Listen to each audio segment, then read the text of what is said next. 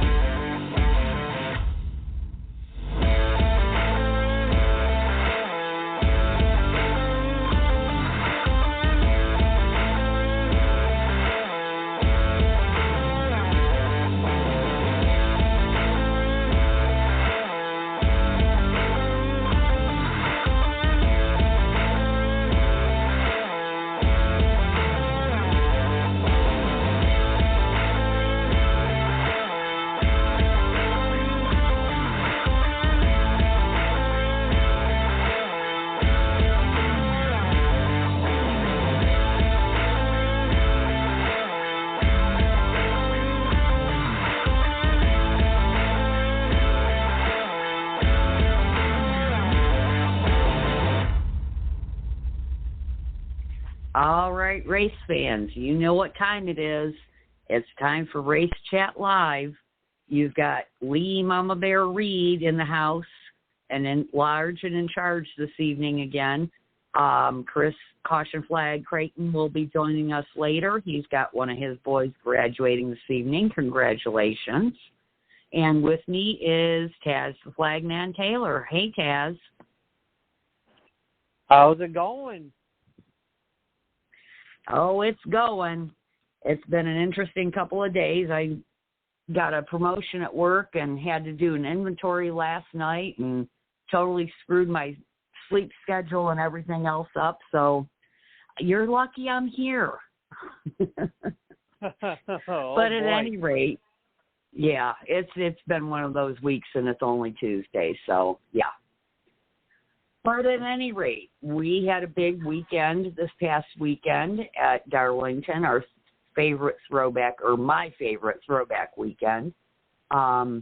Unfortunately, because of my work schedule, I missed both the truck and Xfinity races. I did manage to walk in the house just as Kyle Larson was being interviewed in Victory Lane in the Xfinity race, and got to see the replay of how he won that race. But I did catch the Cup race, so I can knowledgeably speak to that one. So I know you also didn't catch the Truck and Xfinity races, but if you want to go ahead and start us off with the recap of what did end up happening ultimately in the truck race.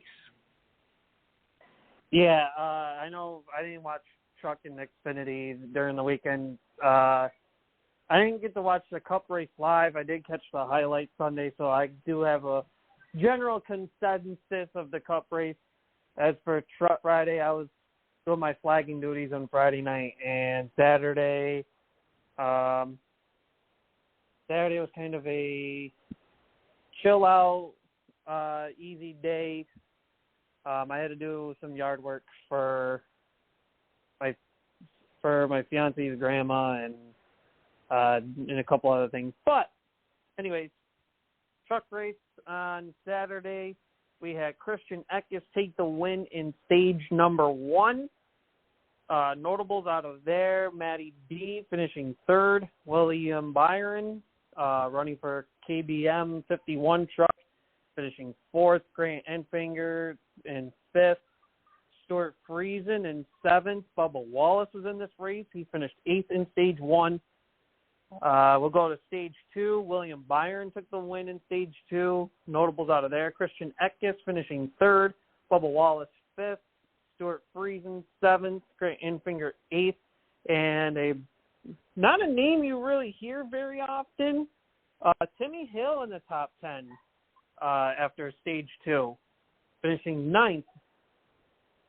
In terms of the race, Christian Eckes with the race win, Stuart Friesen finishing 2nd, Tanner Gray 3rd, William Byron 4th, Carson Hocevar, the top 5, Raja Caruth in 6th, Bubba Wallace 7th, Corey Heim 8th, Dean Thompson 9th, and Caden Honeycutt the top 10. Notables outside of that: Matt Crafton 12th, Ross Chastain 13th, Grant Enfinger 14th, Tyler Ankrum 15th, Corey LaJoy 16th, Ben Rhodes 18th, Haley Deegan 20th, Zane Smith 22nd, Timmy Hill 20th, Matty D, Matt DiBenedetto 25th, Ryan Vargas 27th.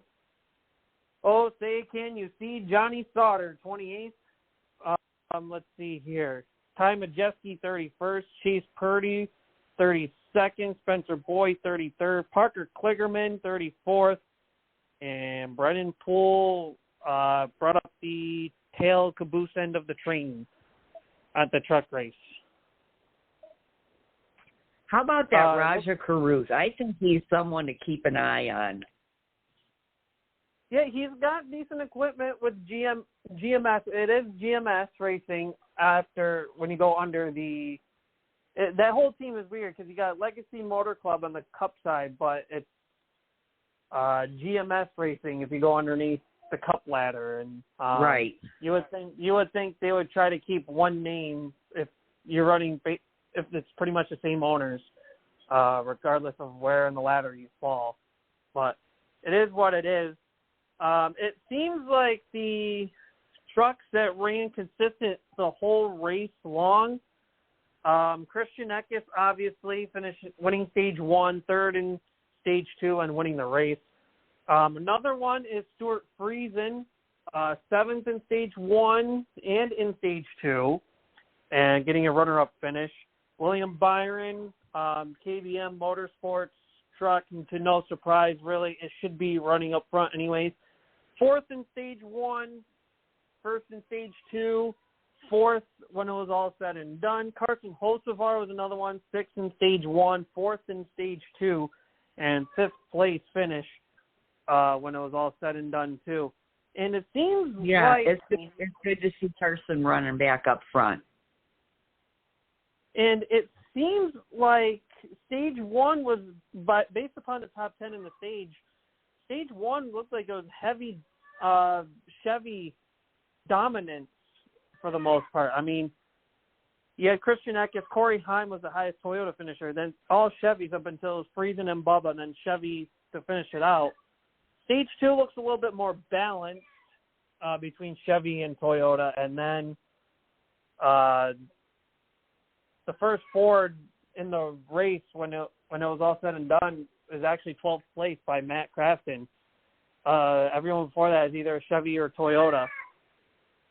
So it kind of makes you think, is 4 when you sit here and think about it, from the Truck Series down, is Ford just lacking numbers, sponsorships?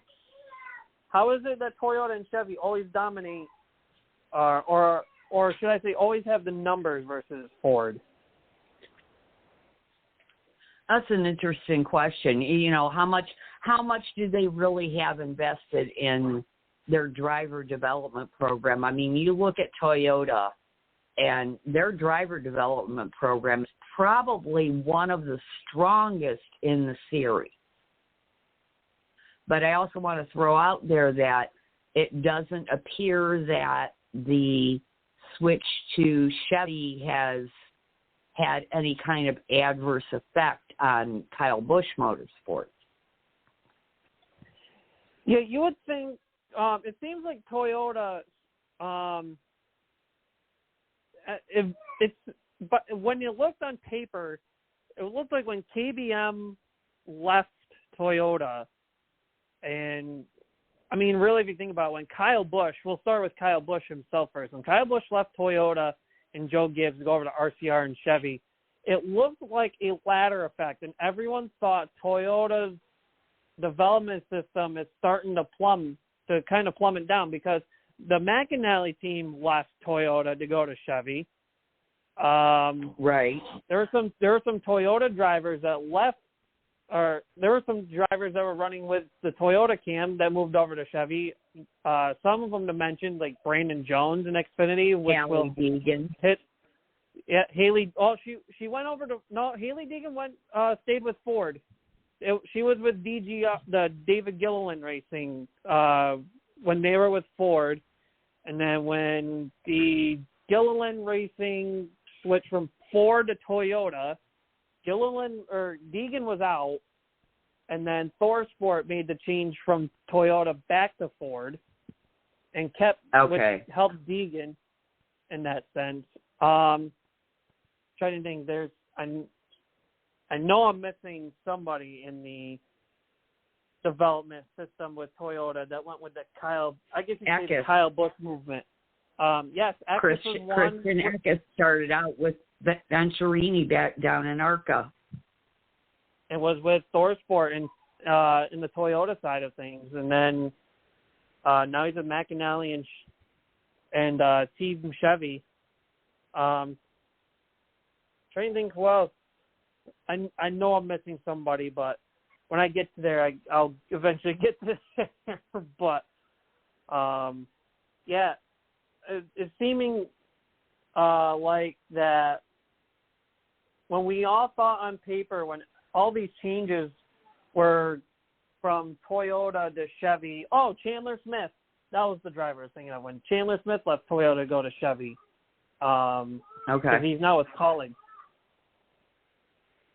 in the Xfinity side. But anyways, it seems like at first Toyota might have been screwed in terms of the development system, but I think the help of the David Gilliland team that I think is now called like Tricon Garage or something like that, it seems like they've gotten something, but on terms of the Ford side, like we don't know the inner details. Like, how is it that they have such limited numbers going from the Truck Series down? Because they got the numbers there on the Xfinity and Cup side. Right. So you would, with Stewart being the big guy over at Ford, and always saying that Ford's got a good development program, is he just saying that because he's with Ford and they're paying him the money to say that, or does he really think there's a good development system that's really not developing? I don't know. There's some confusion there. Yeah, I've never really, I've paid attention to the development teams, obviously, with all the years that I spent involved with ARCA. But Ford's never really been the strong presence. Obviously, Toyota has dominated ARCA for many years. And Chevy was usually the second behind them. but you really didn't hear much about Ford.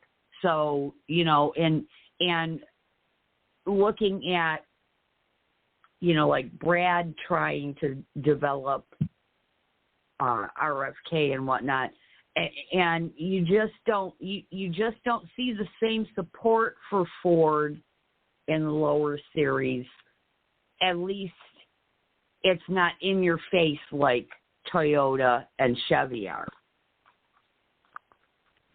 Yeah, it's a weird developing project, and I've always thought about it for a while because at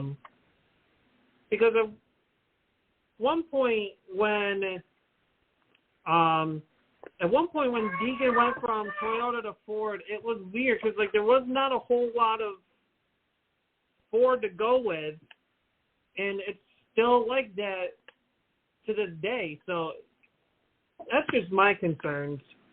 Does Ford development lack something under the Xfinity ladder? Are they not really invested as we think they are? Well, that's an interesting question, and that's something that we'll have to look into going forward. Kind of do a deep dive into what their development program looks like. So how about the Xfinity race? We all know how it ended. Yeah, some drama between Larson and John Hunter Nemechek, I believe it was. Correct. We'll give the rundown quick. Stage 1 winner, Kyle Larson. As we mentioned him, John Hunter Nemechek second. Notables in there, Austin Hill, Cole Custer, Sam Mayer, the top 5, Ryan Truex, Sheldon Creed, Brandon Jones, Daniel Hemrick, Brett Moffitt, the top 10. Stage 2, won by John Hunter Nemechek, Kyle Larson second.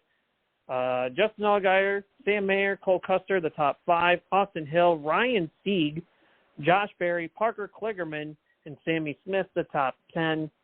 When it was all said and done, Kyle Larson with the win, Justin Allgaier, Cole Custer, Austin Hill, John Hunter Nemechek, the top 5, Carson Hocevar, Josh Berry, Sam Mayer, Kaz Gralla, Corey Hine, the top 10. Notables outside of there, Sammy Smith, 11th, race winners this season. Parker Kligerman, 13th. Let's see here. Good run for Anthony Alfredo of the B.J. McLeod camp. 15th place finish. Daniel Hemrick, 16th. Ross Chastain, 18th. Ty Dillon, 19th, running a third RCR car. Brett Moffitt, 20th. Brendan Poole, 23rd. Parker Retzlaff, 24th. Sheldon Creed, 25th. Jeffrey Earnhardt, 26th. Ryan Sieg, 27th. Brandon Jones, 34th, got involved in an accident along with Ryan Truex in 35th. Chandler Smith, 36th. And Riley Herbst brought up the caboose of the train in last place of 38th. It seems like on the Xfinity side, minus the Larson, John Hunter Nemechek shebang, it seemed like it was a Larson Nemechek show followed by Austin Hill, Cole Custer, and a Junior Motorsports car.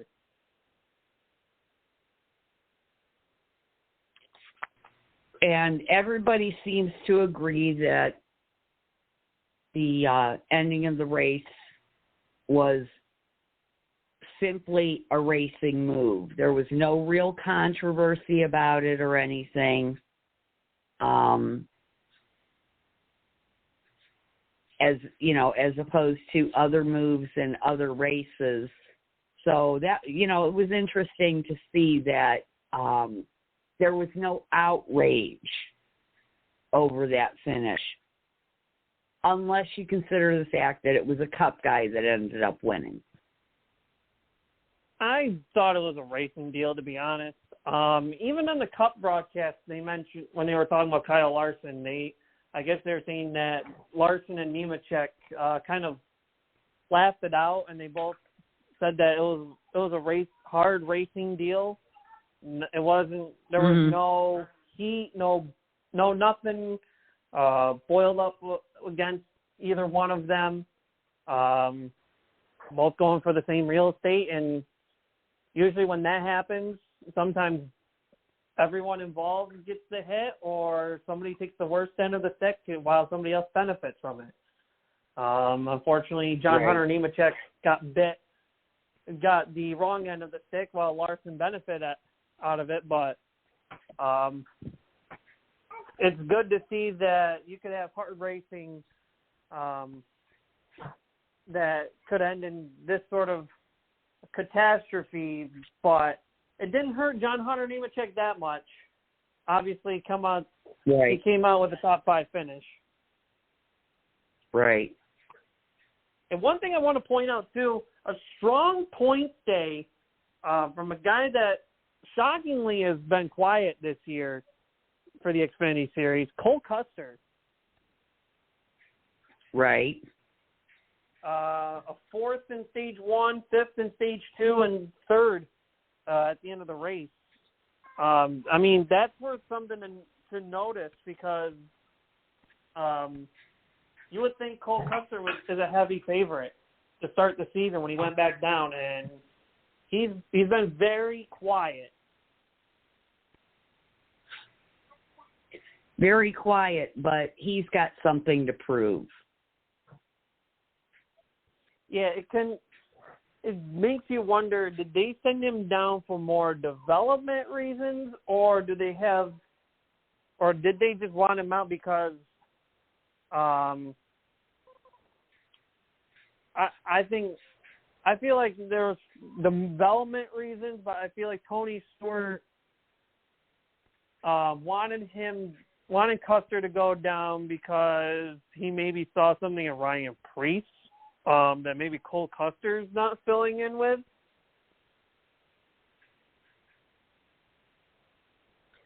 Well, I mean, that's my thought. Yeah, it's kind of a toss-up. Was it because they wanted that car open, but they wanted to keep Cole within the family? Or, like you said, was it more for a development kind of thing? I mean, I can see the development kind of thing being that at the end of this year, we know the 4 car is open, and we possibly could see the 10 car be open too. So Stewart potentially could have 2 Cup cars open by the end of the year. Obviously, we know Harvick is retiring, so we know there's definitely 1 car open. We don't know what's going on with Almirola as of yet right now. Right. And, of course, everyone wants to sit here and think.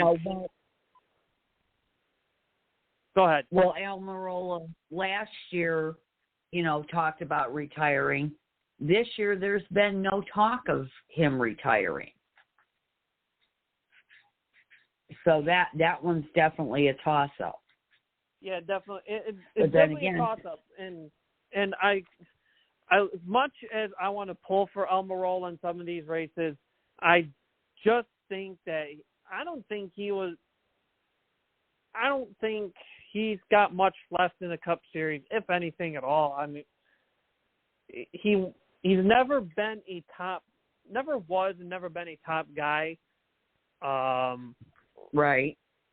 And we know there's sponsorship dollars behind him, especially with Smithfield backing him, because he had Smithfield when he was with exactly.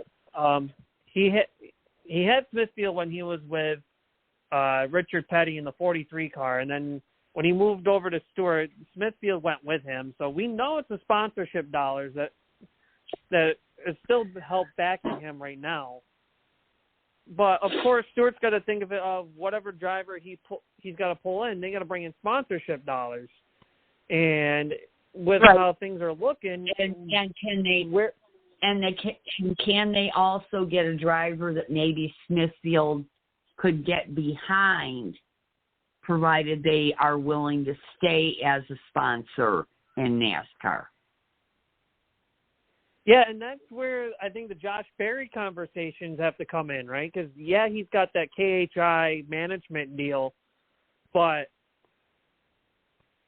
everyone's thinking Josh Berry because with Kevin Harvick going to the 4. Well, regardless if he's going to the 4, if that's a said done deal, or if he could be going somewhere on the SHR side, or if he's looking into Cup, maybe he's lacking a little bit of sponsorship dollars, and maybe with the KHI backing, he might have that sponsorship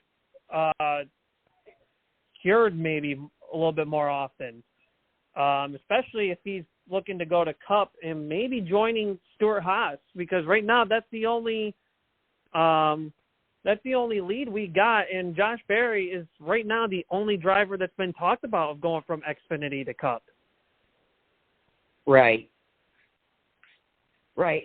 And I'll just reiterate the point that I made last week that, just because Josh has signed with KHI does not necessarily indicate that Stuart Haas is where he would land.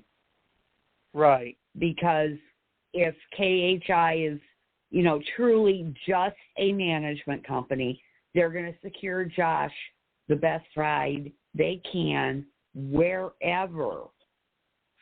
But, it does lend itself towards a possible SHR position. Yeah, especially when you start getting sponsorship money involved. And we have to talk about Stuart Haas in a sense, too, because it sounds like Busch Beer could be leaving Stuart Haas to go to Trackhouse. So that's a big sponsor Stuart Haas could be losing. Then as we just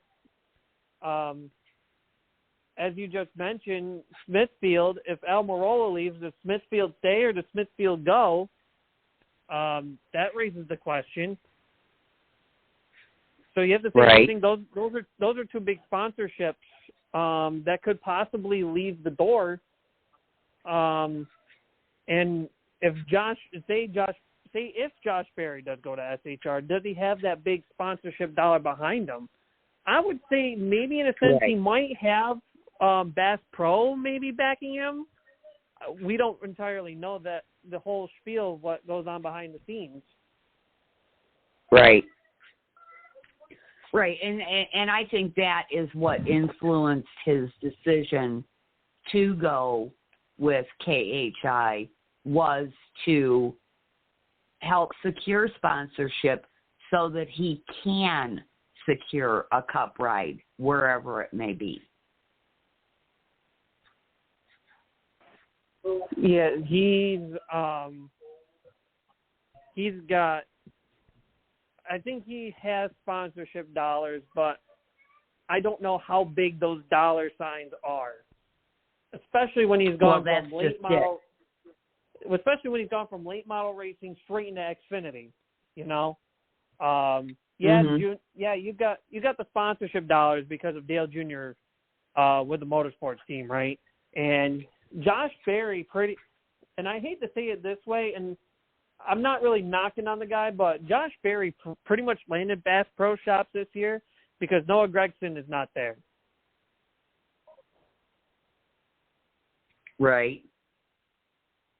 And now the question rises, does Bass Pro go with Josh Berry or does he not? And by the sounds of it, it doesn't look like they will be.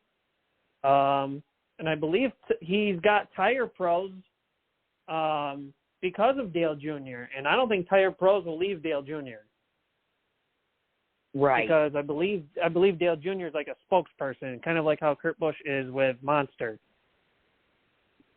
Right.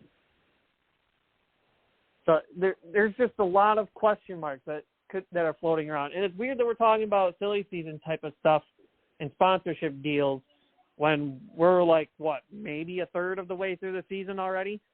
At least a third of the way of the regular season, that is. Yeah. So, it's a little early for silly season, I guess. But there's always things that keep floating in the back of your mind when it comes to this stuff. Exactly. All right, so let's talk about the Cup race at Darlington. The throwback race had some pretty sweet paint schemes, that's sure. Yeah, the first and some two controversy stages, as well. The first two stages, from what I watched, I mean, the first two stages were pretty much clean and green.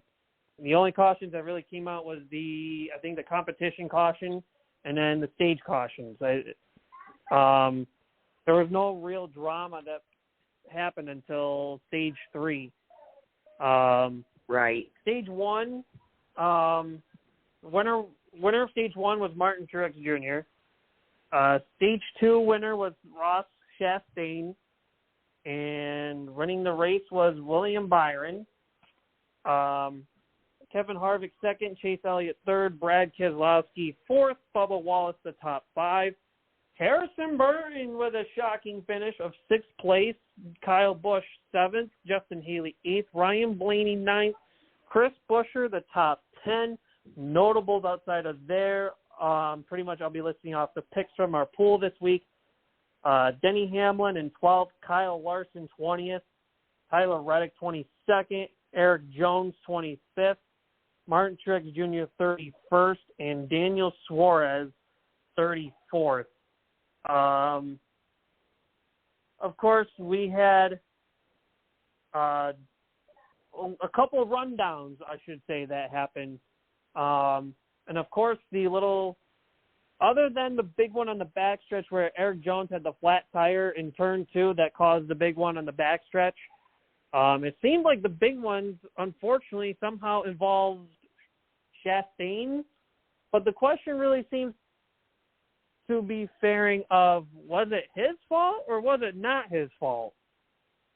And I feel like the incident he had with Truex to finish stage 2, that's not to Ross Chastain at all. I believe Truex went in a little too hot and heavy, and unfortunately that costed Truex the stage win there.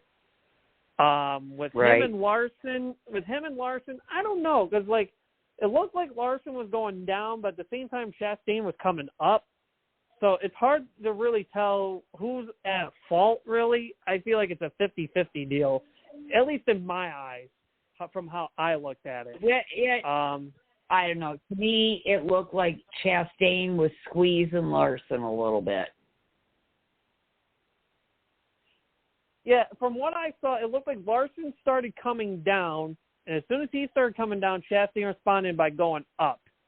And at that point, I'm not sure. At that point, I'm not entirely sure who to put blame on, because both of them were trying to squeeze the other. Right. Exactly. From how I saw it. And we'll talk about this a little bit more later, but honestly, I think that was a racing incident as well.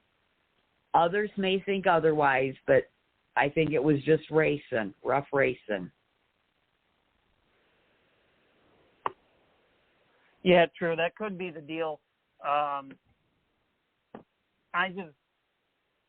feel like it could have. People will take the racing deal. I think both are at fault regardless, either way. I mean, both of them were trying to squeeze the other, and it both costed them good races because they were. At least Ross Chastain was a race-winning car. Kyle Larson was not there in stage 1, but it seemed like after the first stage, he was a really competitive car. I just don't. I can't pinpoint one driver entirely at fault for this one. Right. Honestly, I'm just going to blame. I'm going to blame both. I'm going to blame the both of them.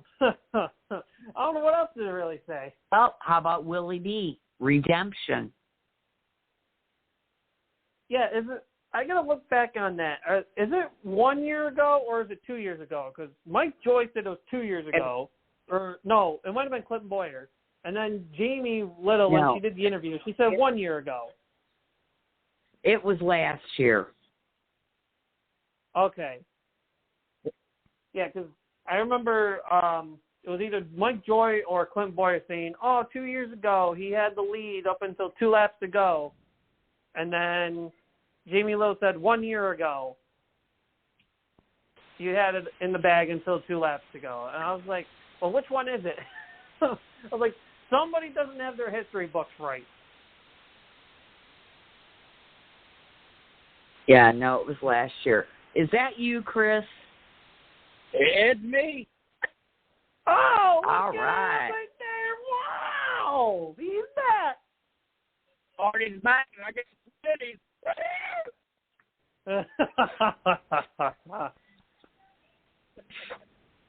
So we were just finishing up talking about the end of the Cup race. We both missed the Xfinity and Truck races, so. Well, the Xfinity race, I mean, if you saw how it ended, then you pretty much was for sure on how Kyle Larson was going to get raced at the end of Sunday's race. You know, and look, I mean, I believe was it Larson the bad end of the deal the weekend before? So now with Ross Chastain in the wall, who was that one? Joe? Was that he was that one? I think I put the wall last week. Larson, I think.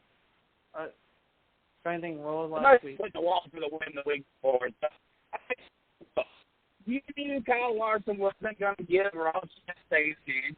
Ross Chastain knew that he wasn't going to be giving it.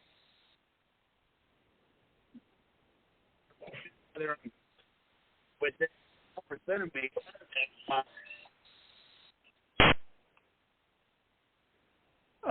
Chris, I don't know if Chris is in a bad signal, but we're like catching almost every other word. I was going to say, Chris, you're in and out, bud. But yeah, when does Kyle Larson not love the wall? I mean, that's his preferred spot. I watched him race at Eldora, hugging the wall the entire night. That's and of course, he ended up getting spun out. But yeah, exactly. But that's he loves hugging the wall.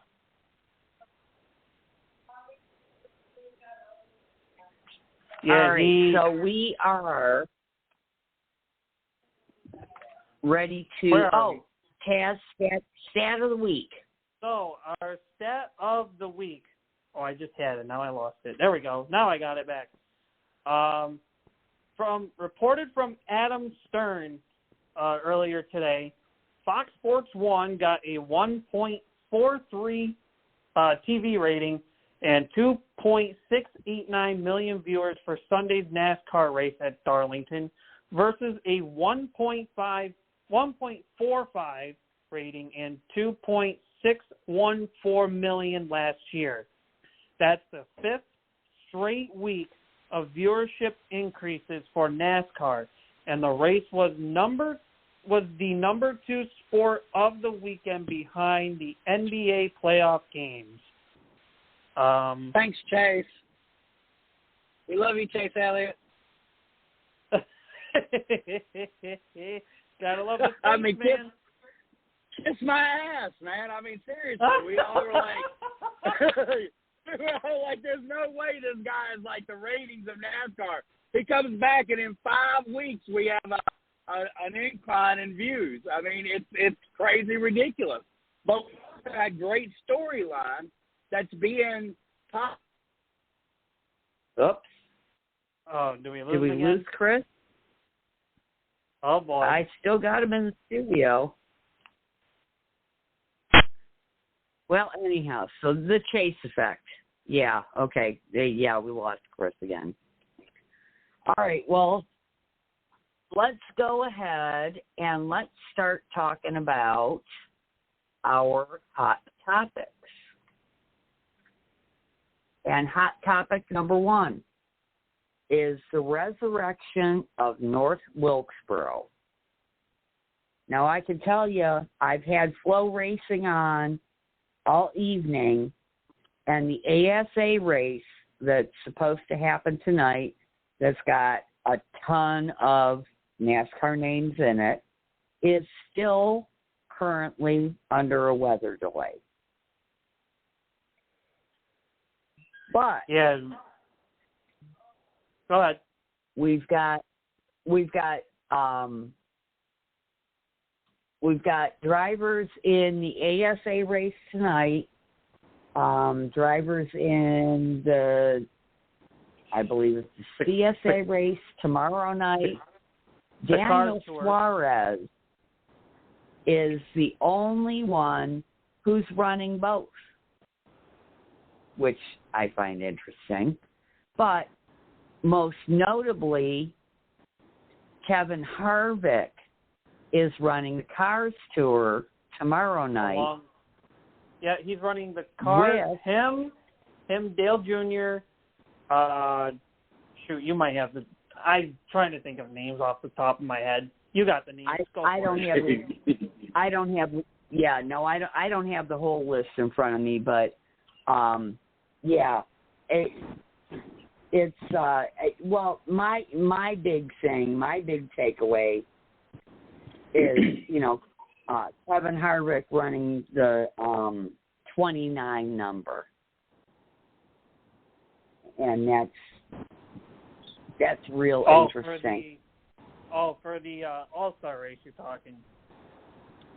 Right. I know for the Cars Tour he's running his own 62 number. Okay. I misunderstood that then. I thought it was the other way around, but no, yeah, he's got his 62 for the Cars late model race. Speaking of the Cars late model race, Jordan Taylor is going to be racing, I believe, not the late model stock, but I believe he's running the pro late models. The kid who we saw filling for Chase Elliott at COTA is going to be running his. I think he said this is his first oval race, if I'm not mistaken.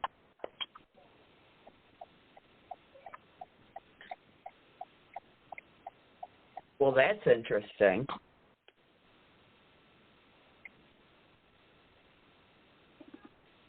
I also think it's interesting to see Junior run the late model race as well.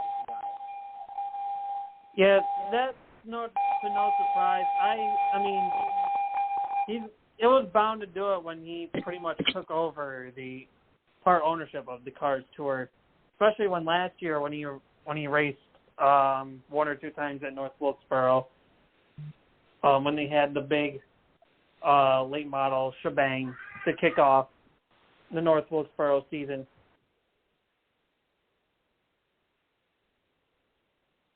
If you really think about it. So mi amigo, he's doing triple duty this weekend. He's running the ASA, the Cars Tour, and the Cup race. Do you think that's going to give him an advantage? I don't see it as advantage, being that the Cup car, in my honest opinion, is unlike any other car. I see it as this is additional track time, because I don't really know if they're getting much practice time, if any at all, for the All-Star race.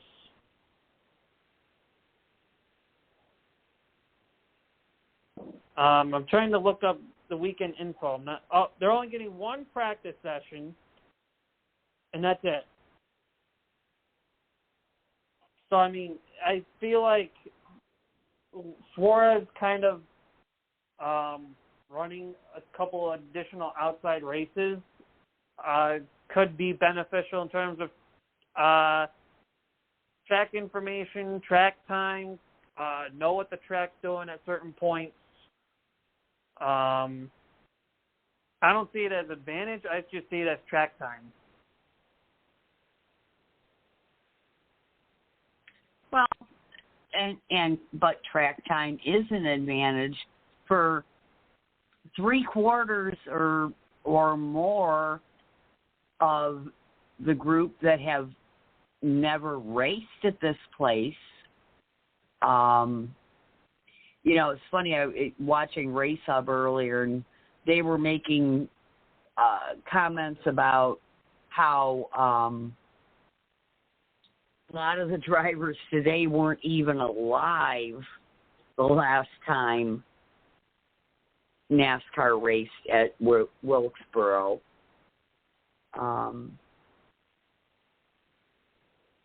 So we're talking about the resurrection of the track. If anybody ever watched Junior's series about old tracks, and I can't think of the name of it off the top of my head, but it was on Peacock, and he and his team would go to these tracks that had been abandoned, and right. They would. Oh, I know what you're talking about. Yeah.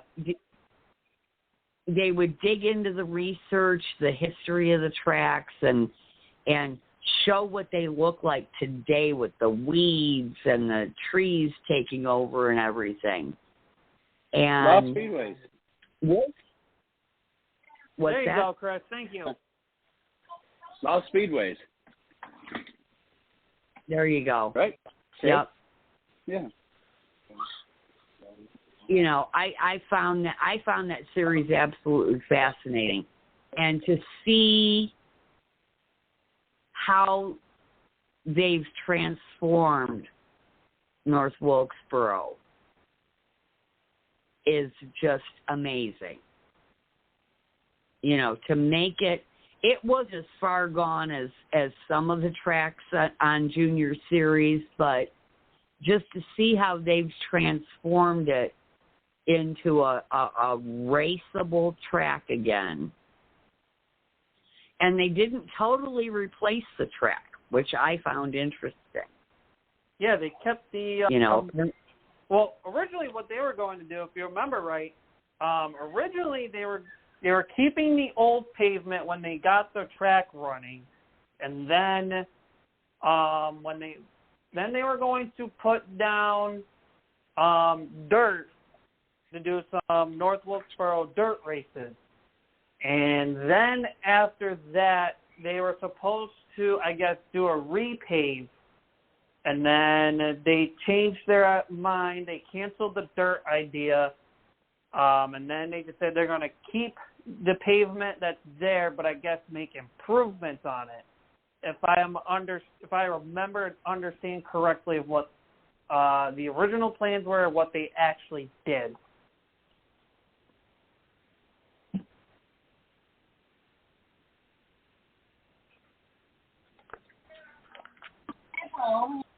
Sorry, I'm busy looking stuff up here. No problem. Taz, you're right, though. This track was resurrected. I believe that's the topic that we're on. Pardon what's going on in the background there. I'm still celebrating with my kids and all, but I definitely wanted to chime in on the resurrection of North Wilkesboro. This was basically Dale Jr. coming out to the racetrack and running an iRacing program through it just to save the racetrack for future gaming references. And that's how this happened, right? That's how this whole idea. Look, I don't know about y'all, but I've been really, really, really trying to get pictures of what this place looks like now, because the last time that they showed up there, the buildings were dilapidated and falling in, and just really, and everybody was making a big deal about this place. I'm like, my goodness, like, is OSHA even going to allow them to open the doors, right? But obviously they have made a major transformation. If we had access to those kind of pictures, just to see the difference in where we began and where we are now, it's night and day. It is hyper crazy to know that most of the generational fans now have never seen or witnessed a race at North Wilkesboro. And for it to all come back now is absolutely amazing. I think they said the last repave was 1981 or 82. I was a year old, 2 years old. So that has been 30, 40 to 41 years. Jeez Louise. So only a handful of those drivers were actually even alive the last time that it was repaved, and even fewer were actually born the last time that a race was there. It is really cool to see the racing community come together and make this happen with North Wilkesboro. After a crappy Texas All-Star race, I think that this is perfect, right? The resurrection of North Wilkesboro. And we don't know what kind of race we're going to have, but I guarantee it's probably going to be pretty damn good. I would hope so, being not only a short track, but you got money on the line here too. And when you got a short track and money, you're only asking for one thing: beat, bang, excitement. So that's more like three things, but either way. Exactly. I am kind of concerned about Darlington, North Wilkesboro, and then Charlotte. That is, that's the area of grassroots racing. That is, NASCAR country in that area. But you're asking a lot of the people of North Carolina and South Carolina and the surrounding areas to be able to support all three functions. And, if we got back to the good old boys of racing and how it used to be in the old day, you wouldn't even have the same crowd going from one racetrack to the other. But I'm not sure if that's still prominent in that area. I have the privilege of being in the transportation business. I transport a lot of people who are as well in the transportation business. And the moment they say they're from North Carolina or South Carolina, Taz Taylor, Miss Lee Reed, the very next question I'm going to ask is, what do you like racing, right? Because that's NASCAR country. If you're from South Carolina or North Carolina, you're more than likely going to know about NASCAR or something. And more often than not, they have heard of the sport. Whether or not they're a fan, that's probably on the lower end of it, But definitely it puts a strain in that area of being – I know I couldn't afford to go to back-to-back races, especially the ticket prices that I've seen for the North Wilkesboro event. It's mighty pricey. What do you guys think about that? Is it going to put a strain on the attendance, being that we went to Darlington, South Carolina, and now to North Wilkesboro, and then to Charlotte? I can see what you're saying, Chris, but I want to say no. And the reason why is because North Wilkesboro Resurrection, this is the first Cup Series race in a couple decades. People have been going nuts over this. They've been looking forward to this. And then the Coke 600, that's a milestone race. That sells itself. Mm-hmm. So I feel like I don't think there will be a strain in attendance, in my honest opinion. Ms. Lee? I know when we had a time in our lives where we had a little bit of money, and we went to 4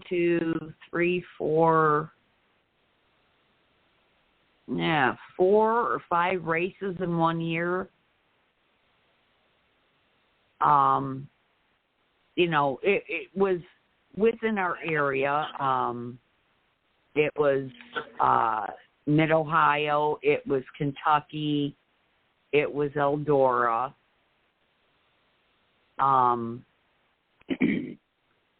But that was a flush time in our life. I don't know in today's economy how many people can afford to go to all of those races, but loyal NASCAR fans who are going to go to their regular races year to year regardless,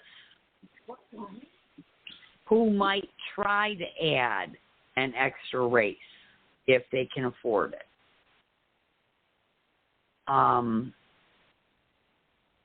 So I don't know how that's going to affect the fan base having so many races, within that small cluster. But look at what they do, when they try to cluster the West Coast races. And I know that's from a team and industry perspective, more than from a fan perspective. But I think you're going to have your loyal fans show up at their regular races, and like I said, maybe try to add one if they can. Right. I can see definitely the diehards are the ones that are going to be at the North Wilkesboro race, and possibly, probably would make it to the Coca-Cola 600. Darlington is still just a major bad taste in my mouth, because not only was it run on Mother's Day weekend, but they had the throwbacks that didn't seem to have the lackluster that it had beforehand. And then the start time was absolutely ridiculous. But I believe that's coming up later on in our topic. Once again, I hope that it's not too much for that little area. Of course, NASCAR wants to branch out and be all over the nation. But, in this little month, and if you include Martinsville, I guess, that race wasn't that far away either. You guys got anything else on the resurrection of North Wilkesboro? I kind of want to tie this into a topic we're going to be talking about later on in the show, and that's, if you guys notice, some drivers are running throwback teams for this weekend for the All-Star festivities, and we just had throwback weekend. And you guys don't need to answer this now, but at least think about it in the back of your mind until we get to this point later in the show. If the All-Star race, or maybe if North Wilkesboro somehow, some way gets a cup points-paying race, could we see North Wilkesboro become the new home for the throwback race instead of Darlington? Again, don't answer it now. Keep it in the back of your mind and float on it until we get to the right topic. All right, moving on. and I have to laugh, Chris, because this took me a minute to get it. But complain, is it good for NASCAR? And for those who are slow like me, that's a play on his last name. Yeah, because once again we're at this crevices where every news channel that you find with NASCAR on it, everybody's complaining about Ross Chastain. Ross Chastain is the new Kyle Busch. And we've seen that effect for years. Anytime Kyle Busch did anything, all it was Kyle Busch, Kyle Busch, Kyle Busch, Kyle Busch, Kyle Busch, Kyle Busch, Kyle Busch, Kyle Busch. Well, somehow or another, that's been erased, and we are now in the Ross Chastain complain era. era. And it's really, in a way, it's made some people turn the TV off. I really do. I feel like it's a little bit too much, especially when when they're calling the bully that's bullying the basic team that has bullied everybody for the last 20, 30 years in NASCAR Cup Series racing, right? How does Ross Chastain come to the board here now? All of a sudden, he's the bully. When it's, when they lined up on that restart, it was one Ross Chastain, 300 cars. Come on, man. Is all the complaining good for NASCAR? I'm not sure, but it does keep the headlines rolling. I want to know you guys' thoughts. Exactly. Who are we talking about? What are we talking about? And when I say we, I'm talking about all sport, motor car sports media. It's Ross Chastain. Mm-hmm.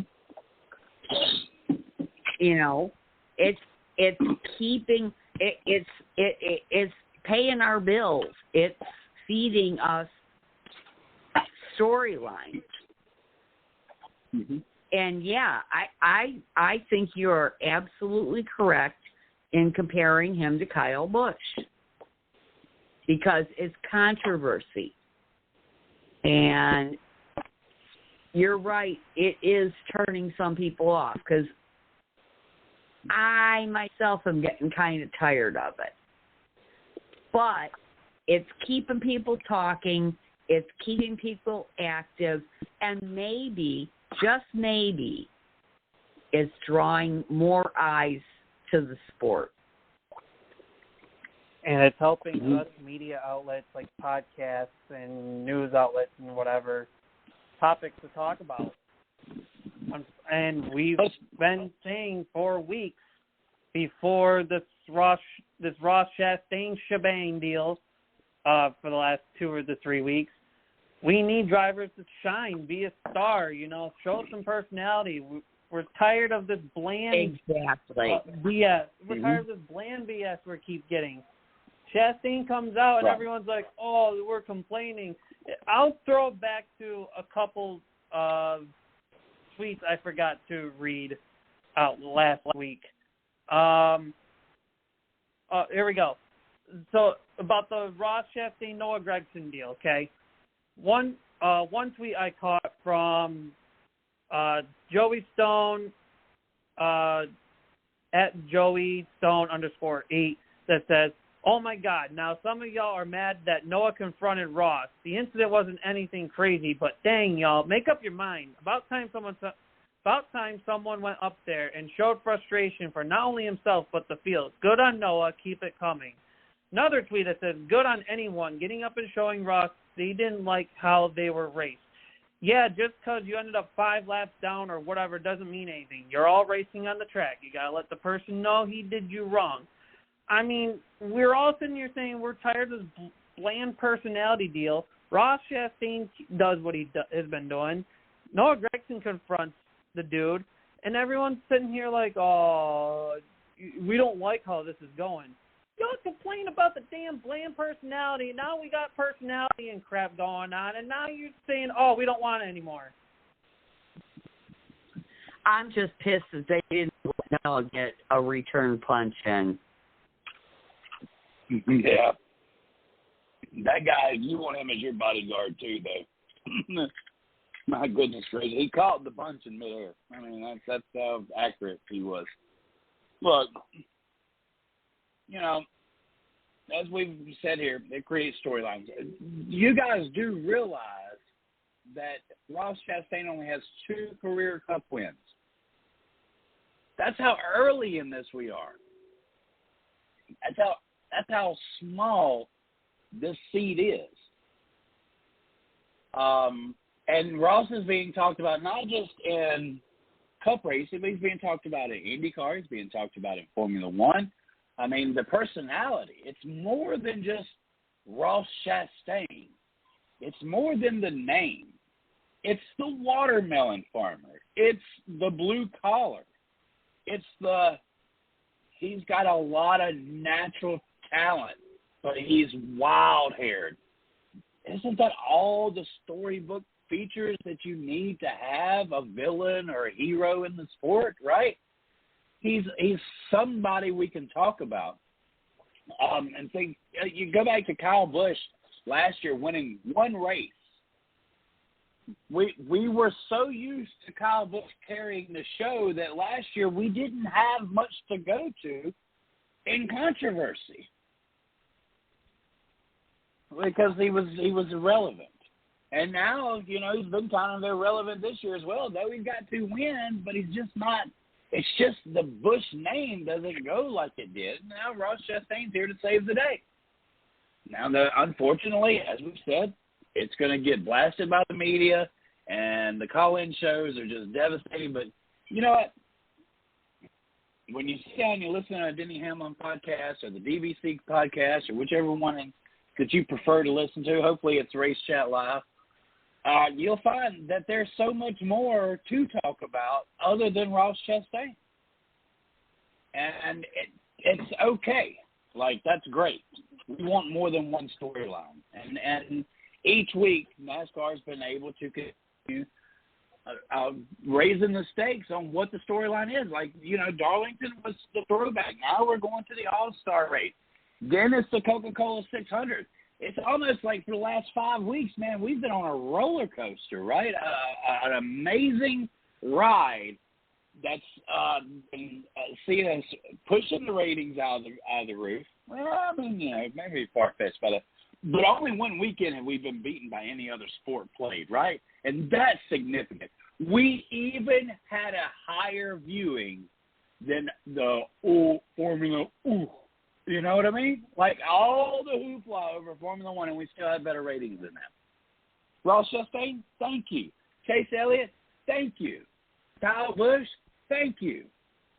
We need these storylines. Ryan Blaney, you're doing a great job at keeping your name in this too, because everybody's wondering if you're ever going to win again. Martin Truex Jr., great job. The storylines keep on moving.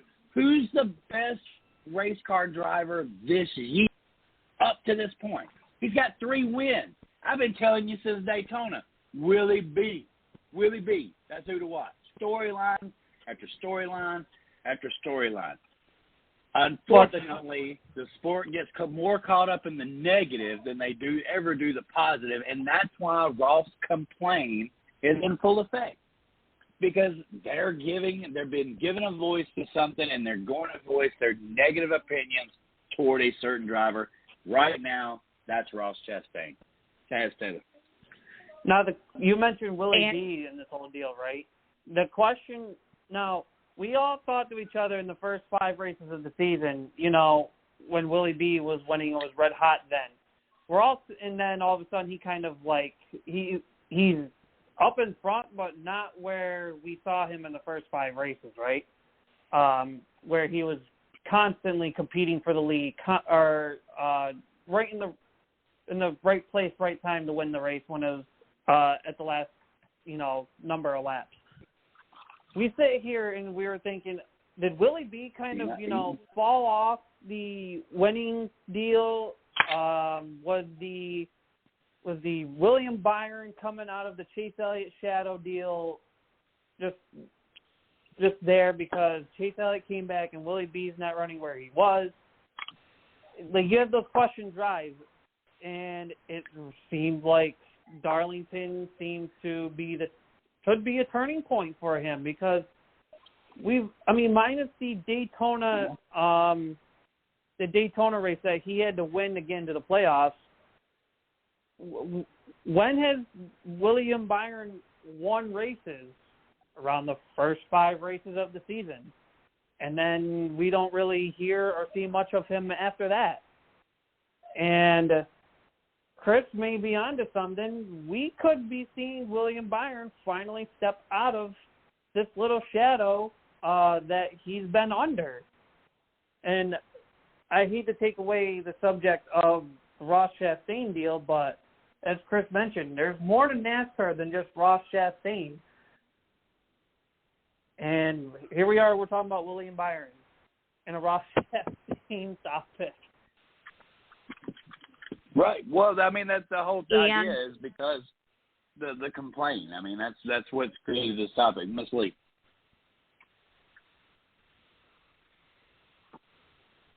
And what happened to NASCAR? What happened to NASCAR's let boys be boys, let the boys have at it? Hey, you know, I think Denny whole Hamlin thing was. Go ahead, Tess. I think Denny mentioned in his podcast after that confrontation, he said that Gregson can definitely take a punch, but they should have broken that up after Gregson got in a punch back or two. I mean, if you're gonna let boys be boys, I mean, Chastain got his punch in, let Gregson throw in his punch, then break it up. I'm with Denny Hamlin on that deal. And that's what I said earlier was I wish they would have let Gregson get a punch in as well. But, you know, it's a funny thing because, again, as previously mentioned, you know, NASCAR fans want action. They want excitement. They want controversy. But yet, when controversy comes up, they're all like, oh, no. You know, it's one or the other, guys.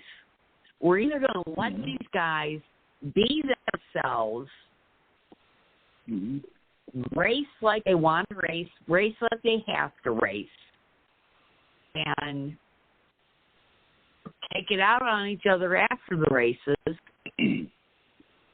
like they did in the good old days. Yeah, you know, let them box it out, man. Let them box it out. What attracted? You know what? I'm going to tell you. I watched the first episode of Dirt tonight, and in the driver's pre-race meeting, they told them flat out, you guys want to fight? You can here, you can fight there, but you don't fight. They told them they could fight in the corners, but not on the straightaways. I believe is what it was. So, you know, I mean, if dirt racing, that was at the Chip War. If dirt racing can say, okay, you want to fight here, you want to fight there, that's fine. Don't fight here or there. What's that saying I heard the other day? You fight in my pit, you're suspended. You fight in my front stretch, you'll be fine. Yeah, you'll be awarded, right? I mean, no doubt. Yeah. That gives the fans something to cheer about. You know, nothing tells a race like a good old fight.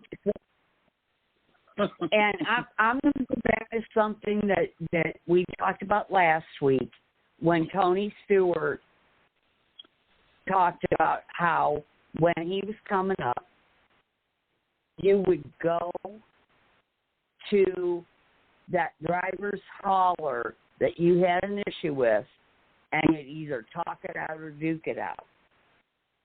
But today, everybody goes back to their own haulers and gets on social media that way.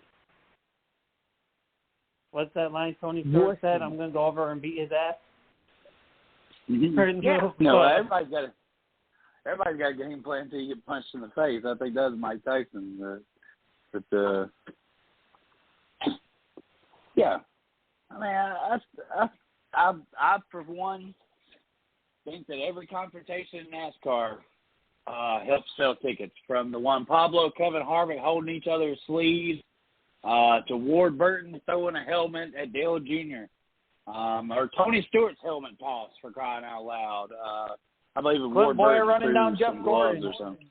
Yeah, I mean those all are exciting points. What we need to remember here is, before we anoint this guy, Kyle Busch type credit, let's remember he does only have 2 wins. And I remember a young Kyle Busch. I don't know if you remember a young Kyle Busch, Taz Taylor, but we knew from the door Kyle Busch had a lot of talent when he got in that 5 car, because that 5 car looked fast. But he would wreck, and he would ruin his chance to win. And, I mean, he could have won 10 races his rookie season, but he wrecked, I think, in 15 of them. So, it was definitely a learning curve for Kyle. Similar to Joey Logano. They about ran themselves out of a ride before they out of the sport before they blossomed, because it is a hell of a learning curve, and you got to learn how to win. You got to learn how to win in this sport. Yeah, you can run up front, you can have a fast car, but you got to learn how to win. And what it showed me on that last restart was that Ross Chastain knew what he had to do to beat the bully, and that was, if it takes us both out, at least he's not going to win the race either. I respect that. If I'm not going to win, I'm not going to let you win either. And unfortunately, unfortunate for the 24 machine, he's in victory lane, and he'll be the one to hold the trophy. But it was really Ross Chastain and Kyle Larson that sold tickets for the next race to Darlington, I promise you. Exactly. All right, so let's talk about Mother's Day start times. And should we throw away the throwbacks? Start time was ridiculous. You have 2 for sure weekends in the racing year that are going to be guaranteed family days, and that's Easter Sunday and Mother's Day. They learned the lesson from Easter the year before, but they said, okay, well, it was because of the sunshine and the dirt was dusty and stuff. But I really thought somewhere or another they realized that by 6 o'clock in the evening on Easter, most people are either at home or they're at least in front of the dinner table, maybe the TV, maybe having that late evening gathering. At the same time, it still kind of keeps the door open to be able to watch something. I mean, every family event I've ever gone on, it's not like they turn the TV off, right, guys? I mean, I don't know what area you're from, but wherever we go, it's for Christmas or Thanksgiving or whatever it may be, we're going to find the ball game that's on, right? That's part of the talking points that you have at family get-together.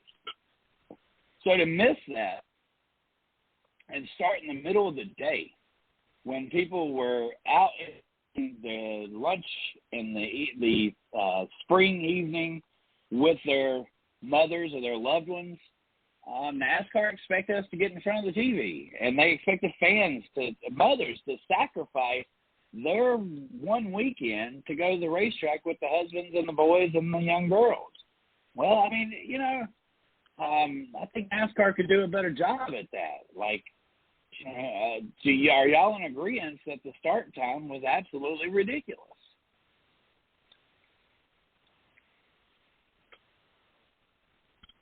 Why isn't the throwback race a Saturday night race? Is what I want to know. Why is it not a night race, period? Like it used to be? Exactly.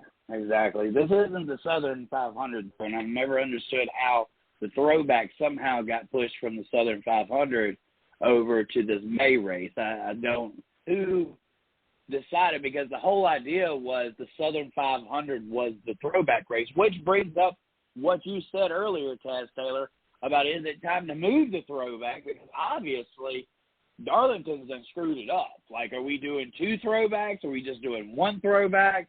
I understand it's on the cusp of the Indianapolis 500. We just left the Kentucky Derby, and they kind of want to keep that vibe going between the. But guys, come on, seriously. Like, it's Mother's Day weekend. That's, that in itself should not have an overlapping event, right? It should be, if you're going to have a race on Mother's Day, then by gosh, surround yourself with mothers and make it a mother event, save the throwbacks for the Southern 500, right? The start time was unfortunate, and the throwback just seems to be misplaced. Miss Lee? You know what? I like the idea if we're going to continue racing at North Wilkesboro to make that the throwback race, all-star race.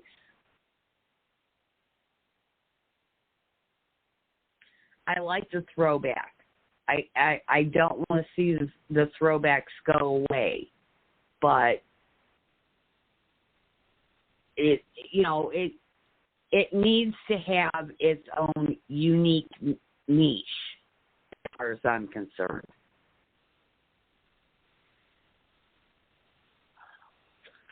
Yeah, I think that dedicating like a 90s or 80s throwback is maybe something that they should look into. Celebrating what era we need to celebrate in, whether it's the 80s era, the 90s era, the 2000s era. I think all those are moving us into the direction of saying, wait a minute, where is the common, what is it? The noticeability. Back in the 80s and 90s, these cars were noticeable, and it didn't matter who was behind the wheel. You could look at the poster, and it could bleed together, and you could say, that's Brett Bodine. That's Ricky Rudd right there in the Tide car. That's the Interstate Batteries car right there. That's the Dale Earnhardt car. That's the Davey Allison car, right? I mean, we could look at that poster board, and it'd be half blurred out, and we could name whose cars are. There's the Kodak car, and so we've gotten away from that over the years, and I feel like, that's a major correction that NASCAR's got to figure out, how to get these cars back to that, where even if they have a sponsor, that car is recognizable. And let me tell you, it can be done. It can be done because it's done in other sports like Formula One. All the 10 cars are the same color. I mean, who's Alpha Prime, who's Mercedes, who's Aston Martin, because they're all the same color, the team cars. Now, I'm not saying that I want to see that in NASCAR, but we can have sponsors own a car and not necessarily influence the color of the car. Like the color of the car could be the same. And I don't know how you guys feel about that, whether or not you think that, but I do know that product noticeability is a big factor. And from week to week, you don't know who's in what car. The Celsius brand, my goodness. You can't just look out there and see Celsius and know what car they're sponsoring, because they sponsor 5 different cars. It's great that they're putting money into the sport, but at the same time, it's brand recognition, but not driver brand recognition. I think those two matter. What are you guys' thoughts on it, Taz? I'm gonna go with you this time. So, I'm with Lee. Don't get rid of the throwback weekend. If we keep North Wilkesboro, regardless if it's an all-star race, regardless if we somehow make it a cup points paying race, I would honestly prefer the throwback weekend to move to North Wilkesboro. I feel like Darlington, since the deal of the Southern 500 race being the playoff opener, and you have to have, and with the playoff cars, you have to have the special colored banners, and the spoilers and stuff like that. You can't have those on the throwback cars, which I give props to Darlington for moving the throwback weekend from the Southern 500 Labor Day weekend to the first time we would go to Darlington. The only thing I feel like they've missed on that mark is the time frame running in the day instead of night, which I believe if you're going to run a throwback race it needs to be at nighttime, right? That's just my honest opinion. I don't like seeing throwbacks being ran in the day, only because, like, some of these throwbacks, right, I feel like they're more recognizable when you run them under the lights. And I've always seen throwback Darlington races being ran under the lights for the most part that I've watched NASCAR, not ran during the day. So right. I would prefer the throwbacks to stay. In terms of what and Chris, I get what you're saying, kind of go with like a certain theme for a throwback weekend. In my honest opinion, I like the openness of throwbacks. The only pickiness type of deal I have when it comes to throwbacks is I want to hear the story behind it. Like, yeah, I want to see the cars that make me go, oh, I remember back then with that. But if there's a throwback scheme that I may not know about, right, I would like to hear, like, if there's some sort of attachment to it, like I'm trying to think of a good one.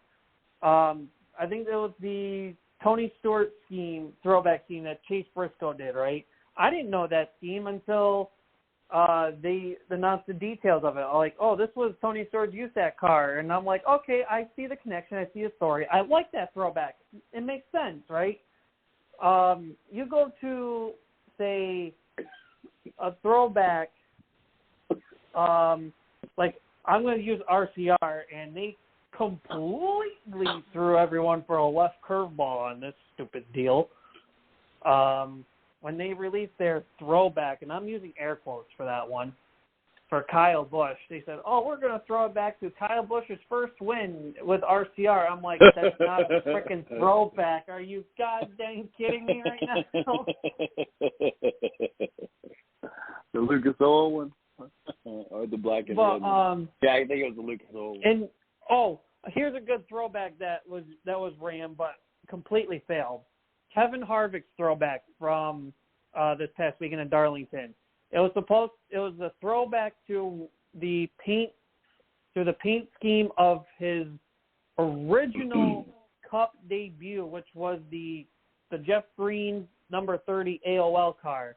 That was what the throwback was, but I guess the sponsor kind of said, no, you have to use our colors or something. And you look at Harvick's car and you sit there like, that's a throwback? Like, we're supposed to recognize that? Yeah. I thought it was just like when they said the stories, like, that's not a good story behind it. There's no attachment. Yeah, okay, it's supposed to resemble this, but if it's supposed to resemble that, then actually try to resemble it. Don't just make up your own bullshit, Throw in my colors because my colors are better. Like, no, don't throw that fucking crap in there. Sorry for my little language. I mean, it's exactly right. I mean, sponsors shouldn't control the color of the damn car. Yeah, sure, the Lucas Oil car was really cool. It was blue. It was big Lucas Oil colors and all, and that's fine and dandy. But if NASCAR put a standard in and said, look, your car should be, you need to submit your design of your car color, and it has to be approved. And, I don't know if you would see a flock of everybody going to black race cars, but I guarantee you it would probably be about 3 colors. So it's probably a really bad idea to try to color code the cars. But there needs to be some kind of brand recognition. If not the product brand, then at least the brand of the driver, right? Well, if you remember, Chris, this is where sponsors can really play in the throwback deal. You'll go back to the Starcom racing days, right? When they threw back to the Sterling Marlin Coors Light car, obviously they didn't have Coors Light as a sponsor. So what did Starcom do? They took the sponsor for that weekend and they played along with it. They changed the logo to match similar to the Coors Light logo. If sponsors could, just follow that. If you can't land the actual sponsor, I mean, I know it's hard to bring back a sponsor like a lot of people are giving Ross Chastain the huge credit in Trackhouse Racing because they brought back an old sponsor for at least one race, and it was a throwback race. They threw it back to Dale Jarrett. with the UPS. They got UPS on the car. It like they nailed it on the head of the coffin. You go to Ricky Stenhouse's Dale Jarrett throwback. They had the scheme, but the sponsor didn't play along with it. They didn't get the UPS sponsorship, but their sponsor could have at least tried to play along with it instead of just throwing your usual nonsense out there, besides changing, the colors. I like Chris's idea of honoring an era. So pick, a particular year. Or maybe, a couple of years. And I also like your idea, Taz, that you mentioned of trying to get those old sponsors back for just the one race. Of course, that might be difficult with, them not allowing tobacco sponsors and stuff like that. But, it's a thought. It's an idea of making it really significant and narrowing it down and making it more driver sponsor specific.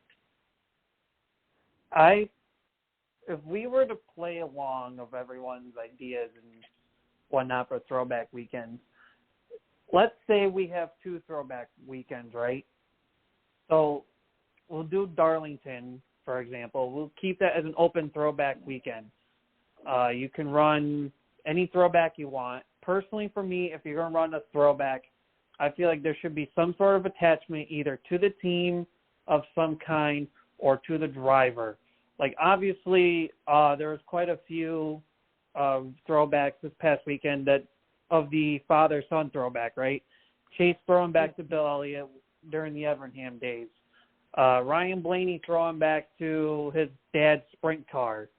Ryan Preece, I believe, did a throwback to his dad's late model days. I like the story the attachment. As I mentioned, Chase Briscoe throwing it back to Tony Stewart's USAC racing days. And then if North Wilkesboro's still on the schedule, and if people want to run throwbacks, put a theme in there, like do like a 90s throwback theme, do a 70s throwback theme. At least North Wilkesboro can do a throwback, can still be part of the throwback deal. Yeah. Well, at least have a theme. Make the teams work for it. Make the teams think, Yeah. Well, the throwback was, I think a way to lure old sponsors back in, give the brand recognition some credit. What would you if you were to throw back to this era, 20 years from now? What there'd be some odd schemes, right? We wouldn't know what to really throw back to. So that in itself, it is an alarming situation.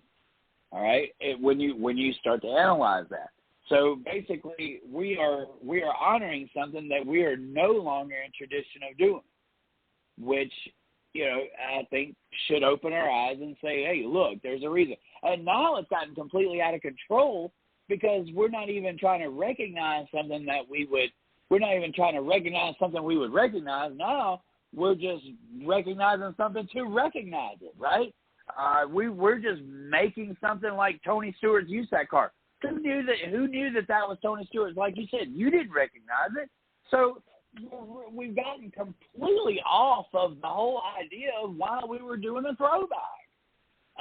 If you don't know that that's such and such's car by looking at it, then I think it kind of defeats the purpose. When we were seeing those Dale Earnhardt themes and the Richard Petty throwbacks and the what was that one?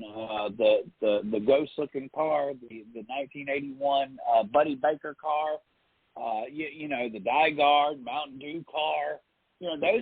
all those, that was what the throwback was supposed to be about. But instead now, it's throwing back the throwback Kyle Busch's win earlier in the season, as of what was already stated here. It's kind of gotten out of hand. There needs to be some boundaries. If you're going to make this, when Major League Baseball does throwback uniforms, they do it right? They do it right. I mean, you may not recognize those throwbacks either, but everybody's in the same era. Everybody's in the same. Everybody's dressed the same. So there's got to be some organization in it. That's where I kind of threw in, like, if we keep North Wilkesboro on the schedule of some sort of kind, let Darlington be an open throwback weekend. Like, drivers can do any throwback they want. Personally, for me, if you're going to do a throwback, do it right.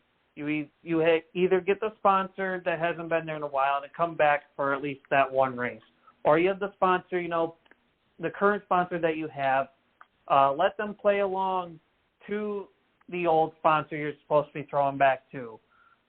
Or at least whatever throwback scheme you're doing, have some sort of story attachment to it. It may not be a throwback people may necessarily know, but at least if there's a good story behind it, or some good attachment to it, that's great. Like the 48 throwback was a throwback to the spotter. I don't remember. I'm trying to remember the story behind it, but I know it's some attachment to the spotters. And you normally don't see throwbacks in honor of the spotters. I like the attachment there. But I feel like if North Wilkesboro stays on the schedule and people want to do throwbacks, throw in some sort of fun with it. Do a theme. Do like the 70s theme. Do like an 80s theme. Or do like 20, 10 to 20 throwback there, even though it's not very much far of a throwback, but still. Yeah. Yeah. The only thing I disagree with what you say, Taz, is that I think we should only have the one throwback weekend. Otherwise, I agree with everything you said. Yeah. And with that, I stand with you. I stand with you on that as well, Miss Lee. Let's move on to the final hot topics: cousin Carl versus Father Time. We would like to open all with that. I can say is cousin Carl still looks fine, and laugh at me all you want. I like cousin Carl.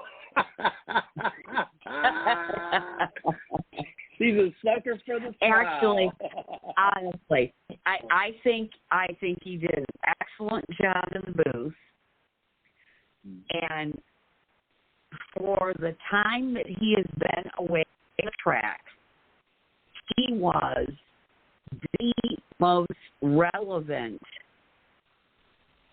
guest commentator of all. And he obviously misses racing. I think that we will see him back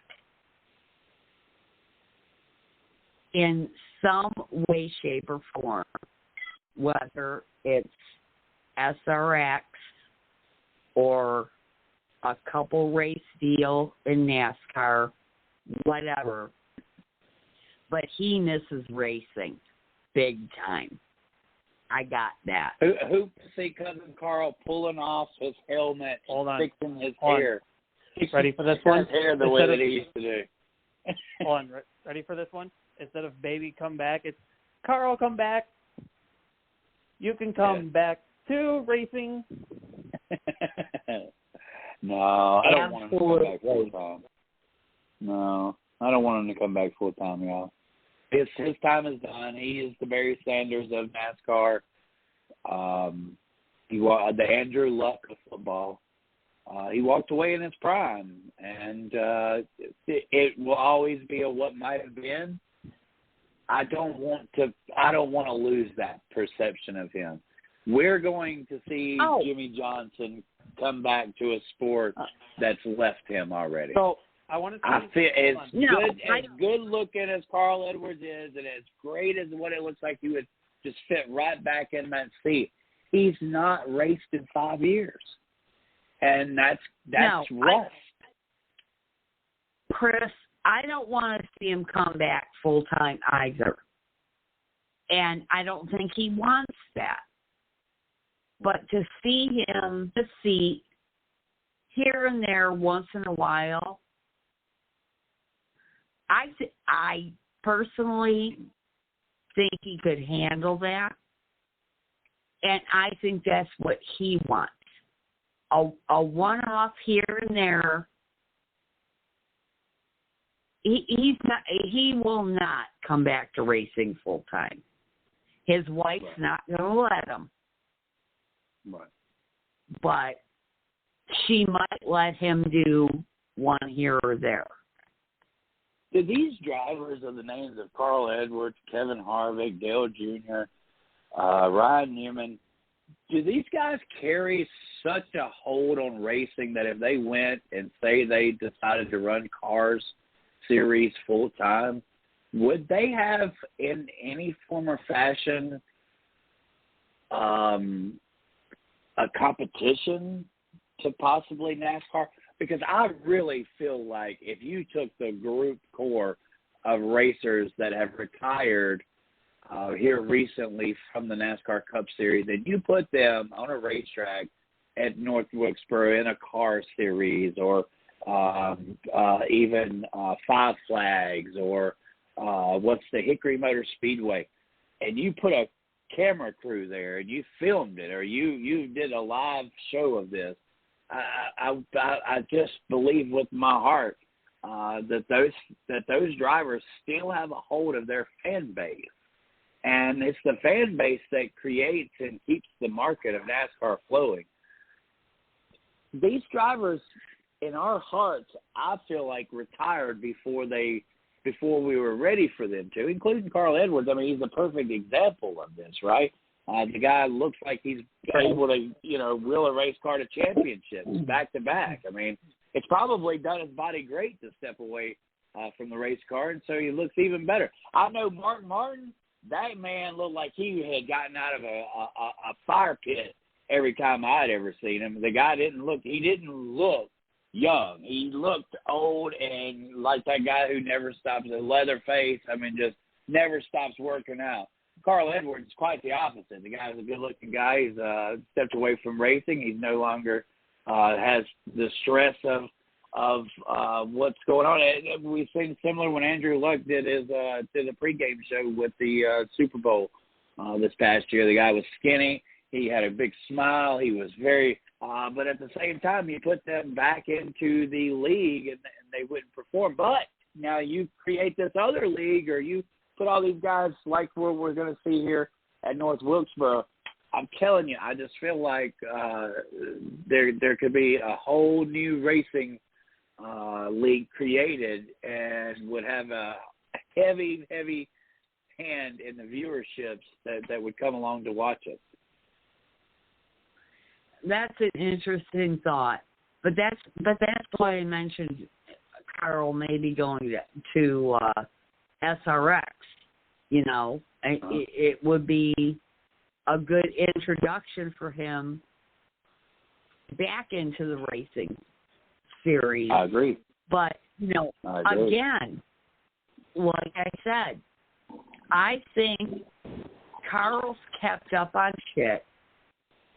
25 cents for the swear jar, but he was more relevant in the booth than Bill Elliott was, or Kyle and Richard Petty were. Right. And even though he's been away from racing, he still had more relevant comments to make. So maybe that's his way back into racing. I don't know. Hey, I think anybody would be better in the booth right now than Clint Boyer and Mike Joy. And you know, I have taken up from Mike Joy. The mistakes are growing every week, and I believe Mike's just past that point to where he needs to carry a broadcast. And Clint Boyer definitely does not help Mike Joy in any form or fashion. And the third wheel doesn't either. Right. The way that Carl Edwards gelled and made everything, it was like this is the Scott Goodyear. This is the James Hinchcliffe. This is the Connor Daly. Like, this is Darrell Waltrip. Like, this works. His voice is soothing. He has interesting topics to talk about. He's clear-minded. He's very focused and articulate. Those are all things that you're missing from the broadcast booth. And, I feel like everything that he said. And everything that Carl said, even though he admitted he didn't know this car, but everything that he said was still relevant to the racing. Mm-hmm.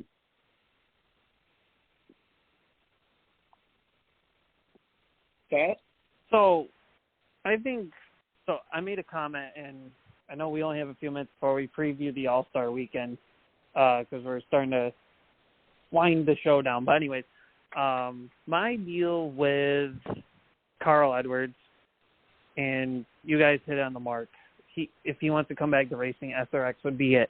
Now, I did make a comment in the chat saying, in my honest opinion, I would like to see Carl Edwards and Denny Hamlin run SRX full time, because and win at least one and hopefully more SRX championships. And the only reason why I say that is because they could be today's versions of freaking Martin, who are successful drivers in the NASCAR Cup Series but could not win a Cup championship, but will win a championship somewhere else.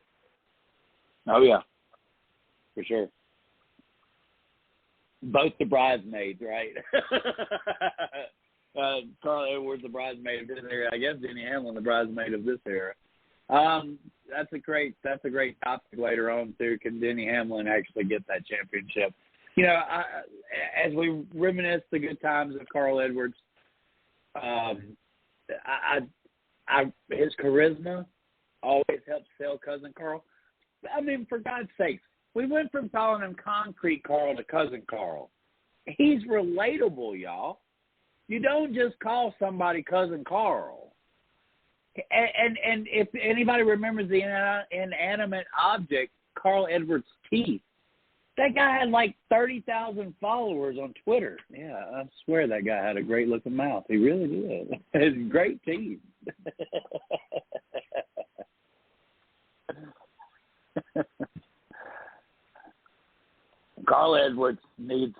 NASCAR needs Carl Edwards more than Carl Edwards needs NASCAR. Can I get everybody to agree with that? Amen. There you go. I believe that sums it up there. I want to see that backflip one more time. Maybe Yeah, in SRX. Yeah. You know he would do it too. I mean, shoot. We've known. I mean, again, just throwing this out there. We've seen drivers come with the SRX. We sit here and say, when is this driver ever going to win again? And shoot, we look at Helio Castroneves, and after he won the Indy 500, he won an SRX race and did his usual victory, climb the ladder deal. Ryan Newman, we haven't seen win a race in quite some years. Went to SRX, won a race, and everyone went bonkers over it. Bobby Labonte was pretty much... Marco, same way. Bobby Labonte was the same way too. We could see Cousin Carl, bring back the backflip. Cousin Carl looks like he's still limber enough to do a backflip.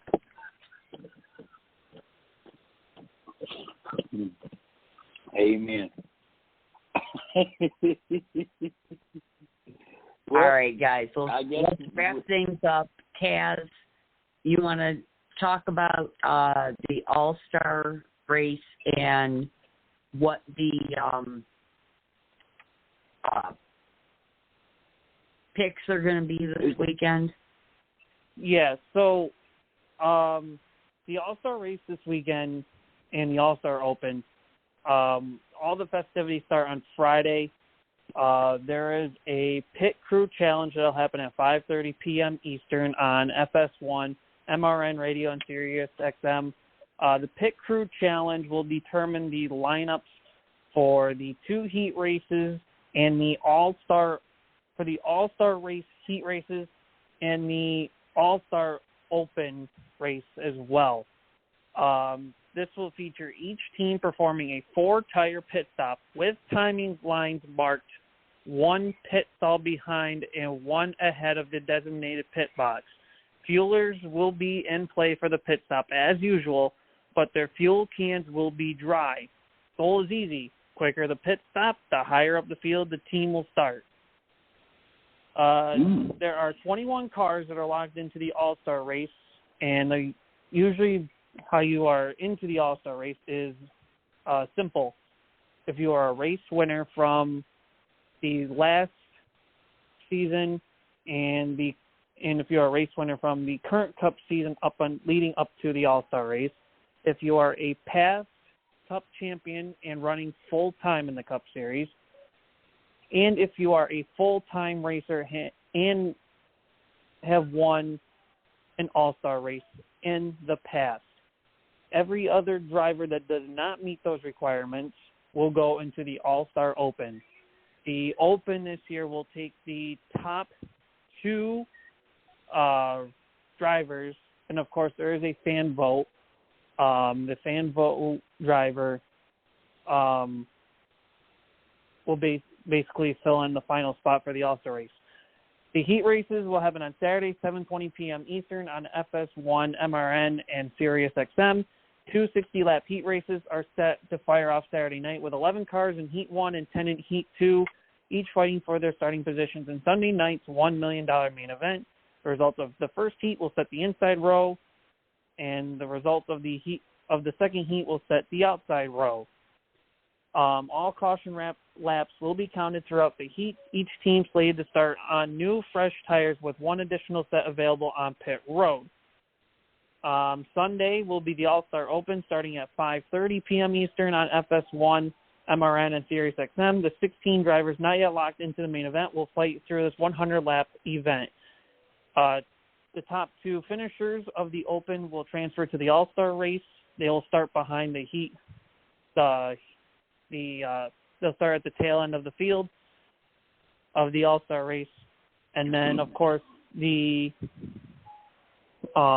fan vote will start dead last of the All-Star race as well. The field will take the green flag at 8 p.m. for the All-Star race. It is a 200-lap main event for, of course, 24 cars. Winner gets the $1 million payday. Just like the heats, every lap will be counted with all competitors starting for the event on fresh tires. Teams will have 3 additional sets available to use on pit road, which will be open per standard race procedures.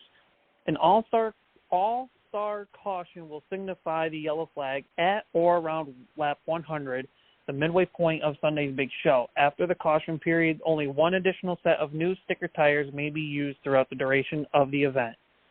As I mentioned earlier, the winner of the All-Star race will become $1 million richer. This week, we were going to take off of the NASCAR pool. However, thanks to the 110 Nation Sports, the pool is not off this week. However, we are running the pool this week, but we're going to make a couple changes and it's only going to be in effect for this 1 week. The changes are simple. Instead of 2 groups like we normally have been doing for the regular season, everyone's in 1 group. In terms of driver picks, the driver picks is simple. First come, first serve. Only 1 driver can be picked. So, say for instance, Chris, if you pick Kevin Harvick, none of the other 13 competitors can pick Kevin Harvick. The highest finisher of the picks chosen will win a $25 gift card courtesy of the 110 Nation Sports. So if you want your race, and of course the timing of when you make your picks. You cannot make your picks earlier than 8 a.m. and if you do, your pick will not count. So if you send in your pick before 8 a.m. Eastern tomorrow morning, it does not count. You'll be told your pick does not count. Please repick. If you do not make the Thursday 8 p.m. deadline or the Friday 8 p.m. deadline, depending on if you are making an original pick or a repick, you are not in the chance to get that $25 prize. We will definitely be busy on the NASCAR pool this week. In terms of favorites, contenders, underdogs, based on the betting odds I've been looking at, the top 5 favorites, I kind of listed 5 favorites, 5 underdogs. Everybody else is a contender. Based on betting odds, the top 5 that are listed as favorites: Kyle Larson, Kevin Harvick, William Byron, Christopher Bell, Martin Truex Jr. The 5 I have listed as underdogs right now: Chase Briscoe, Daniel Suarez, Austin Dillon, Ricky Stenhouse Jr., Eric Jones. I've listed these drivers as contenders right now: Ross Chastain, Denny Hamlin, Joey Logano, Chase Elliott, Kyle Busch, Ryan Blaney, Tyler Reddick, Brad Keselowski, and Bubba Wallace. I know that's a lot of information to take in, and as far as the NASCAR pool update, I will post on the Race Chat Live tomorrow morning when the pool is open to email your picks. So again, you have 8 a.m. Eastern tomorrow morning to start making your pick, and you have until Thursday 8 p.m. Eastern to get it in. If you are told to do a repick, you have until Friday, the extended time of 8 p.m. Eastern as well. How will you utilize somebody who tries to do multiple picks? Will multiple picks be allowed? I don't think they should be. So as I said, there's no duplicate picks, right? So right. But what if somebody says that this is my primary pick, but this is my secondary pick? I don't think that should be allowed. I think that gives the chance that once again leaves a race back to who can get the fastest email in. That is up. You would have to talk to Mr. CJ Sports, who's basically I'm just the guy that runs the train. Note, guys, that this race does not affect our points in our... Right, yeah. Ooh. This is not a points race, so it will not add or subtract points to the pool either. This is simply a fun little $25 gift card giveaway. Chris, to answer your question, I don't have an answer for you because I'm not the guy that wrote the rule book. Well, I wrote the rule book. And also, Carolina Sports is also throwing in there, and I don't have it in front of me, but there's something that they're throwing in as well. So the winner or the highest place finisher will not only win a $25 gift card courtesy of 110 Nation Sports, but they will also receive 10 free raffle tickets into Carolina Sports Plus raffle prize that they are giving away, I believe, the second Friday of the month, which I believe is in 2-3 days from now. Or it's either going to be this coming Friday or it's next month. That of this raffle that's happening. We'll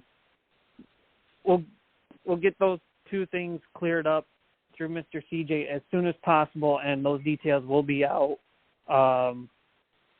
tomorrow morning as well. Well, all right. What a show, what a show. Hope that everybody there won't be a show next Tuesday, correct? We don't do a show after the All-Star race because it's is that true, or is that I'm not sure. I think that for the last couple of years we've taken that show off, have we not? I believe we have. All right, we'll make that decision Okay. this week. If we don't come back next Tuesday, I don't have personally anything planned, but it could be interesting, I guess, to talk about North Wilkesboro. We'll make that decision. I remember last year with Texas, and we were like, hey, let's just have the week off. But so that'll be something that we need to discuss. We may not have a show next week. We'll let you guys know. Don't worry. If we don't have a show on, then we'll replay a good show that we've had in the past. Any other last thoughts or anything? Unfortunately, the rain out on the TV, so no ASA qualifying on flow racing.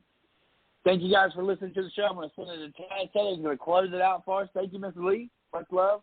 We'll gather on about next week later on in the week. All right, everyone. Thank you for listening along to Race Chat Live here on Blog Talk Radio. If you ever miss us for a live show, you can catch us on any form of podcast, such as Blog Talk Radio, iHeartRadio, Spotify, Apple Podcasts, Spreaker, RSS Feed, Google Podcasts, Stitcher, GeoSavin, Podcast Addict, Deezer, Podchaser, and on YouTube.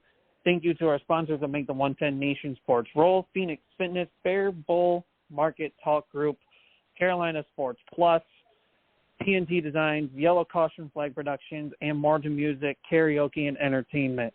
We want to say thank you, everyone, for listening along to Race Chat Live. We may see you next Tuesday night. We may not. If we don't, we'll see you in 2 weeks. Same bat time, same place here on Blog Talk Radio. This has been the Caution Flag of Racing Radio, Chris Creighton, the DJ Music Man, Craig Moore, who's going to take a few weeks off for personal deals. We're not going to get into it. Of course, the Mama Bear of the 110 Nation, Miss Lee Reed. I'm the Tasmanian Devil Flagger, Taz Taylor, saying good night. We'll see y'all either next week or in 2 weeks from now. Have a good night. Good night, everybody.